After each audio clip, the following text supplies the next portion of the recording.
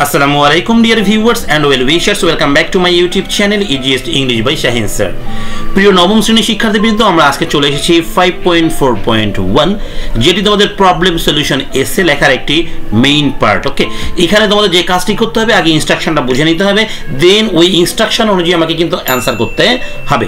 প্রিয় শিক্ষার্থী, চলো কথা না বাড়িয়ে চলে যাই মূল পর্বে। তবে মূল পর্বে যাওয়ার আগে তোমরা যারা এখন পর্যন্ত আমার চ্যানেলকে সাবস্ক্রাইব করোনি, ঝটপট সাবস্ক্রাইব করে ফেলো এবং কমেন্ট সেকশনে লিখে ফেলো তোমরা কে কোন স্কুল থেকে আমাকে দেখছো। দেখো ইনস্ট্রাকশনটা আগে দেখি। Read the given parts of A problem solution এসে, তার মানে নিচে কিন্তু একটা প্রবলেম সলিউশন এসের কিছু পার্টস দেওয়া রয়েছে। And write the blank parts of the essay to make it complete এসে। তারপরে কি করতে হবে, ব্ল্যাঙ্ক পার্টগুলোকে আমাকে কি করতে হবে, কমপ্লিট করতে হবে এই এসেটাকে কমপ্লিট করার জন্য। In writing following the structure of A problem solution এসে, এর লেখার ক্ষেত্রে তোমাকে অবশ্যই করতে হবে প্রবলেম সলিউশন এসের যে পদ্ধতি রয়েছে বা স্ট্রাকচার আছে, গঠন প্রণালী রয়েছে, সেই অনুযায়ী লিখতে হবে। In the note given in the activity 5.3.1, অর্থাৎ 5.3.1 এ যেমনটা দেওয়া রয়েছে ঠিক তেমন। দেখো 5.3.1 এ আমাদের কিভাবে দেওয়া রয়েছিল, এই যে দেখলাম আমরা 5.3.1 এ চলে এসেছি। দেখো এখানে 5.3.1 এ যে স্ট্রাকচারটা দেওয়া রয়েছে, প্রথমে থাকবে ইন্ট্রোডাকশন। কি থাকবে? Introduction. Paraphrase the given problem, তার মানে এখানে একটা প্রবলেম দেওয়া থাকবে, এই প্রবলেমটাকে আমাকে কি করতে হবে, প্যারাফ্রেজ করতে হবে। তোমরা নিঃসন্দেহে প্যারাফ্রেজের নিয়ম জানো, তাই না? প্যারাফ্রেজের নিয়ম অনুসারে এটা কিন্তু আমায় অ্যান্সার করতে হবে। রাইট ওয়ান কি কজ অ্যান্ড রিলেটেড সলিউশন, তারপরে কি করতে হবে, আমাকে এখানে প্রধান কারণটা বলতে হবে এবং তার সলিউশনটাও বলতে হবে, এটা ইন্ট্রোডাকশনেই বলে দিতে হবে। এরপর কি করতে হবে, মেইন বডি প্যারাগ্রাফ 1 লিখতে হবে, এখানে শুধু কজ লিখবো। এই কজ লেখার পরে টপিক সেন্টেন্সে কিন্তু আমাদের মূল কজটা লিখতে হবে, তারপর ওই কজটার ব্যাখ্যা দিতে হবে, তারপর এক্সাম্পলও দিতে হবে। Main body paragraph 2 a solution লাগবে। এই সলিউশন থেকে আমরা কি করব, টপিক সেন্টেন্স দিব, ডাইরেক্ট প্রথম লাইনেই সলিউশনটা দিয়ে দিব, তারপর সলিউশনটাকে ব্যাখ্যা করব, তারপরে এক্সাম্পল দিব, সবশেষে কি করব, কনক্লুশন। এই কনক্লুশনের উপরে যে আলোচনা করেছি সেটা কি পয়েন্টস আকারে এখানে কি করতে উল্লেখ করতে হবে। তবে উত্তরে যাওয়ার আগে আমার এই ভিডিওকে তোমরা একটা লাইক এবং শেয়ার করে দাও। প্রিয় শিক্ষার্থী, দেখো আগে কোশ্চেনটা দেখি আমরা। কোশ্চেন আমাদের কি রয়েছে, the internet has brought the world into our grip. বলা হচ্ছে ইন্টারনেট গোটা বিশ্বকে আমাদের হাতের মুঠোয় এনে দিয়েছে, but it has also created new problems for teenagers. কিন্তু এটা নতুন সমস্যা সৃষ্টি করেছে টিনেজার্সদের জন্য। What are the most serious problems associate with the internet. বলা হচ্ছে কোন কি হচ্ছে সবচেয়ে গুরুত্বপূর্ণ বা ভয়াবহ সমস্যা অ্যাসোসিয়েট উইথ দ্য ইন্টারনেট, ইন্টারনেটের সঙ্গে সম্পর্কযুক্ত। And what solutions can you suggest, এবং তুমি কি ধরনের সলিউশন সাজেস্ট করো। তার মানে এখানে প্রশ্নটা দেখো, প্রশ্নটা কিন্তু অনেক বড়, তাই না? এইভাবে প্রশ্ন হবে। প্রিয় শিক্ষার্থী, দেখো আমরা যখন এই এসেটির অ্যান্সার লিখবো, প্রথমে ইন্ট্রোডাকশন লিখতে হবে, কিন্তু মনে রাখবো এই ইন্ট্রোডাকশন কথাটা লেখার দরকার পড়বে না। ওকে, এখানে বোঝানোর জন্য দিয়েছি ইন্ট্রোডাকশনটা কিভাবে হবে। দেখো প্যারাফ্রেজ দ্য গিভেন প্রবলেম, এখানে যে প্রবলেমটা দেওয়া রয়েছে, এতটুকু যে উত্তর দেওয়া রয়েছে, হ্যাঁ, এটা কিন্তু হুবহু লিখলে নাম্বার একদমই দিবে না। তাহলে এই কাজটুকে কি করতে হবে, এটাকে আমাকে কি করতে হবে, প্যারাফ্রেজ করতে হবে। প্যারাফ্রেজ করার সিস্টেম তোমাদের নিঃসন্দেহে মনে আছে। প্যারাফ্রেজ করতে হবে কিভাবে বলো দেখি, সেন্টেন্সের স্ট্রাকচার চেঞ্জ করতে হবে, সিনোনিম ইউজ করতে হবে, অ্যাড অর রিমুভ সাম ওয়ার্ডস করতে হবে, তাই না?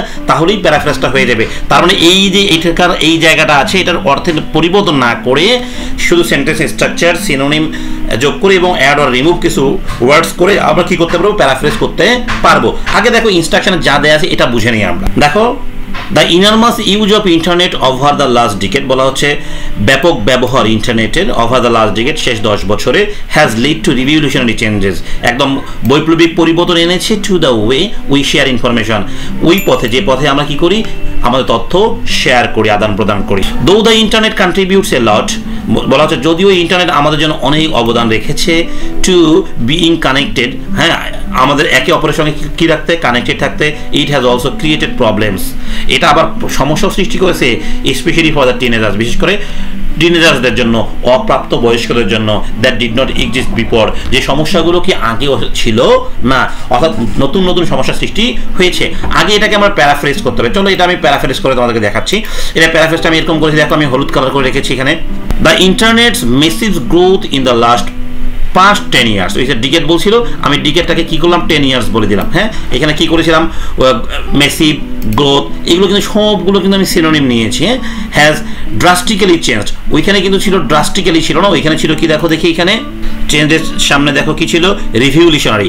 তার মানে এখানে আমি রিভলিউশনারিকেও কিন্তু কি করেছি, পরিবর্তন করেছি, করে এখানে কি লিখেছি বলো দেখি, drastically change। তার মানে এখানে বুঝতে পারছো তোমরা সবচেয়ে বেশি ইউজ করতে হবে কি বলো দেখি, সিনোনিম ওয়ার্ডস, এবং সেন্টেন্স স্ট্রাকচারটা চেঞ্জ করতে হবে।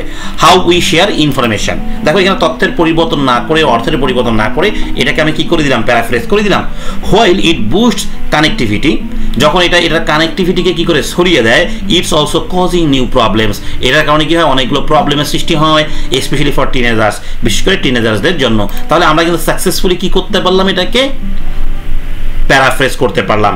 এবার দেখো ওনারা কি বলছে, প্রশ্নে কি বলেছে, এবার দেখো প্রশ্নে কি বলেছে, নাও ইটস ইয়োর টার্ন, এখন তোমার পালা, টু রাইট ওয়ান কি কজ, একটা মূল কারণ লিখতে হবে, অ্যান্ড রিলেটেড সলিউশন, এবং ওটার সলিউশনও লিখতে হবে, এবং পারলে এখানে একটা কিন্তু এক্সাম্পলও দিতে হবে, কারণ কিন্তু আমরা জানি এটা নিয়ম আছে কি কি করতে হবে, ওদিকে এক্সাম্পল আমাদেরকে টানতে হবে। তবে ইন্ট্রোডাকশনে কিন্তু এক্সাম্পলের কথা বলার নেই, তাহলে এক্সাম্পল না দিলেও চলবে, তবে দিলে ভালো লাগবে। ওকে, চলো উত্তরে চলে যাচ্ছি। দেখো, there are a lot of reasons behind the problems created by internet, বললাম আমরা এখানে অনেকগুলো কারণ রয়েছে, হ্যাঁ, যার মাধ্যমে কি হতে পারে, সমস্যা সৃষ্টি হতে পারে ইন্টারনেটের মাধ্যমে।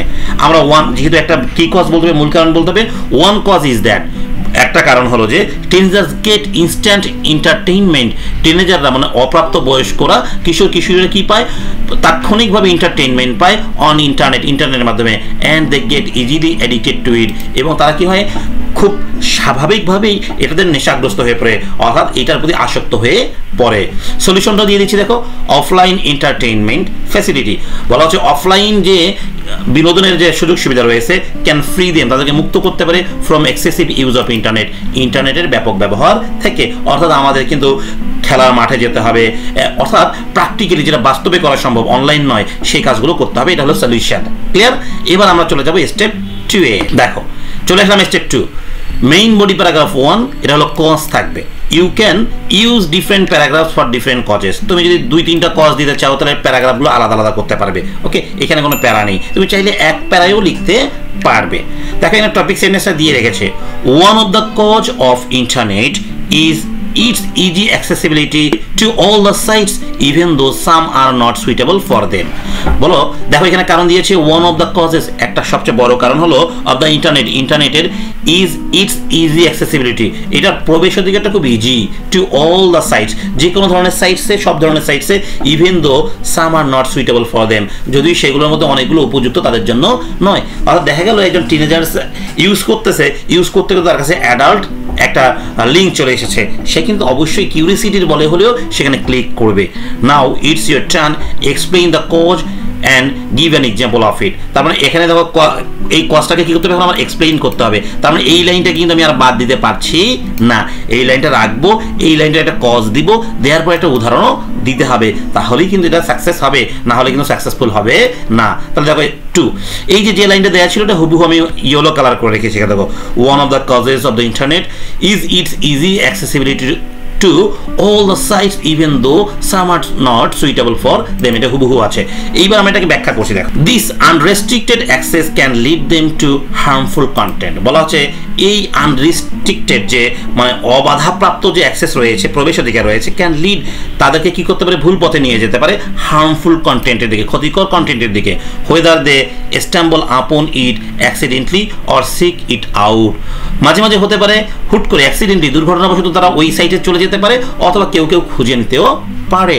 despite attempts to verify ages, মানে এজ ভেরিফাই করা ছাড়াও there are still many websites with violent or explicit material that teens can easily find, অনেকগুলো কি রয়েছে, ওয়েবসাইট রয়েছে যেগুলো থেকে ভায়োলেন্ট কিছু দেখানো হয়, অথবা কি করা হয়, এক্সপ্লিসিট ম্যাটেরিয়াল, যে ম্যাটেরিয়ালগুলো কি এই টিনস বাচ্চাদের জন্য উপকারী নয়, ক্ষতিকর, সেগুলোতে নিয়ে যাওয়া হয়।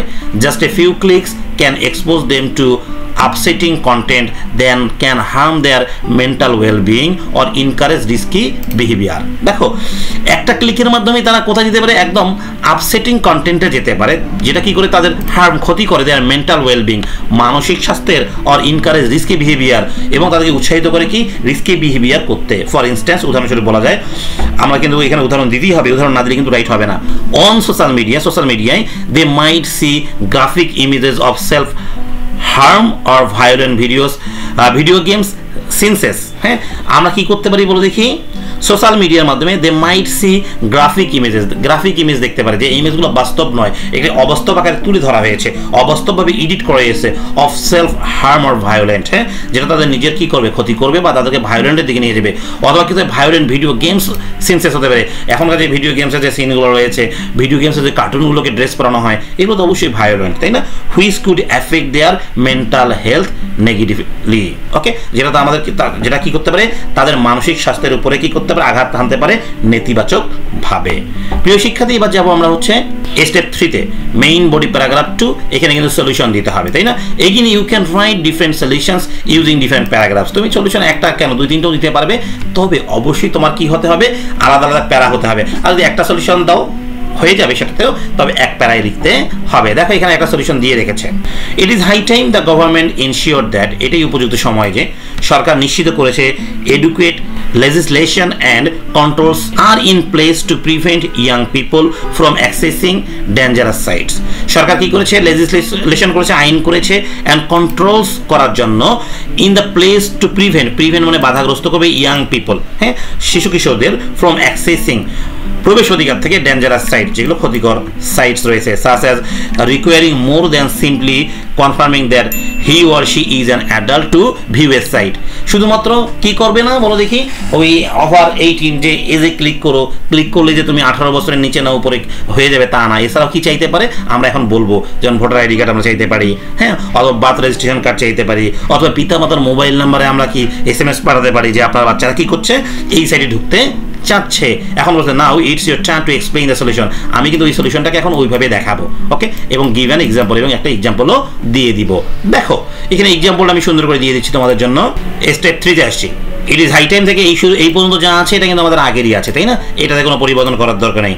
Just asking for age isn't good enough, বলা হচ্ছে শুধুমাত্র এজ ভেরিফিকেশন করাটা সব ভালো কিছু নয়, উই নিড বেটার চেকস, আমাদের এর থেকে আরো ভালোভাবে চেকস করতে হবে, like using multiple ways to confirm who is logging, হ্যাঁ, আমরা কি করতে পারি, মাল্টিপল পদ ব্যবহার করতে পারি কনফার্ম করার জন্য কে লগ ইন করছে, আসলে ছেলের বাবার আইডি দিয়ে ছেলে লগ ইন করছে কিনা পরে, হ্যাঁ, in and tools for parents to control what kids see, এবং আমরা এমন কিছু টুলস ব্যবহার করতে পারি যার মাধ্যমে পিতামাতারা জানতে পারবে বা কন্ট্রোল করতে পারবে তাদের শিশু কিশোররা কি দেখছে।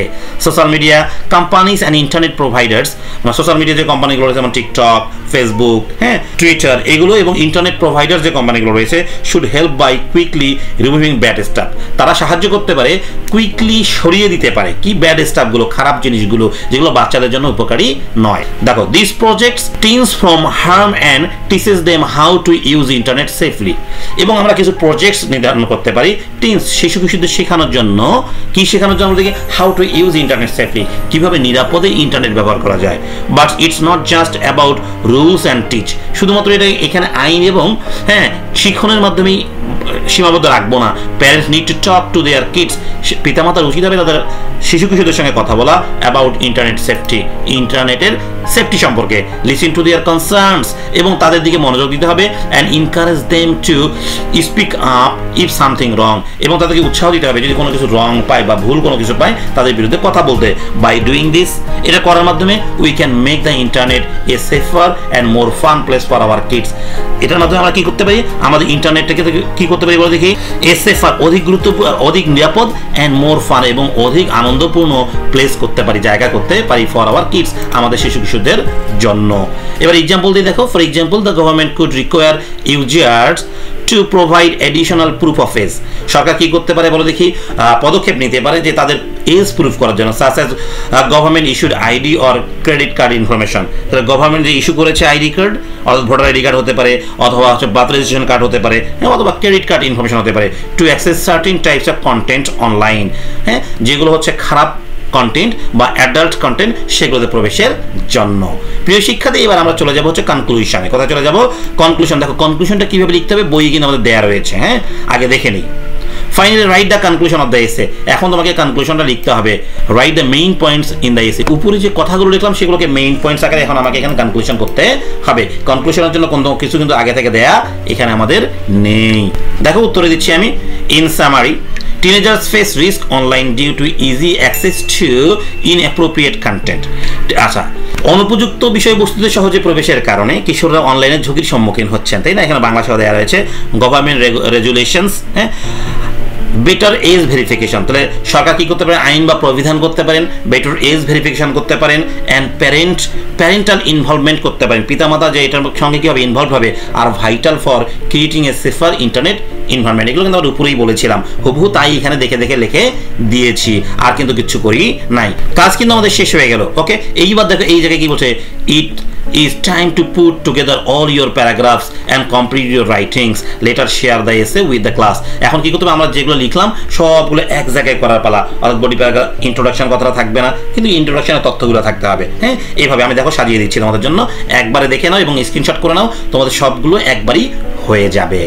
প্রিয় শিক্ষার্থী দেখো, এখানে আমরা হচ্ছে এই জায়গায় হচ্ছে কম্পোজিশনের নামটা দিয়ে দিব, দেওয়ার পরে যে হুবহু যা আছে তাই লিখবো। তো এখানে লিখেছি, এখানে গ্যাপ থাকবে, তারপরে বডি প্যারাগ্রাফ 1টা লিখবো, হ্যাঁ, তারপরে বডি প্যারাগ্রাফ 2 লিখবো। ওকে, শেষে কি আমরা কি করবো, বডি প্যারাগ্রাফ 2 এর উদাহরণগুলো দিব, শেষে সামারি লিখবো, লিখে শেষ। ওকে, তোমরা স্ক্রিনশট করে নাও। ওকে, আমি দেখ শেষ প্রথম থেকে আসি, তাই না? আচ্ছা দেখো, এইখান থেকে করো, স্ক্রিনশট হয়েছে।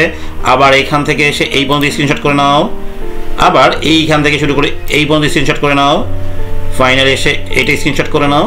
ওকে, এটা স্ক্রিনশট করে নাও, এই পর্যন্ত স্ক্রিনশট করো। প্রিয় শিক্ষার্থী, তোমরা যারা আমার এই ভিডিওটি শেষ পর্যন্ত দেখলে কমেন্ট সেকশনে অবশ্যই লিখে জানাও তোমাদের কার কার এই ভিডিওটি ভালো লেগেছে, এবং সেই সঙ্গে তোমাদের 5.4.2 দেখার আমন্ত্রণ জানিয়ে শেষ করছি। সবাই ভালো থাকবে, আল্লাহ হাফেজ।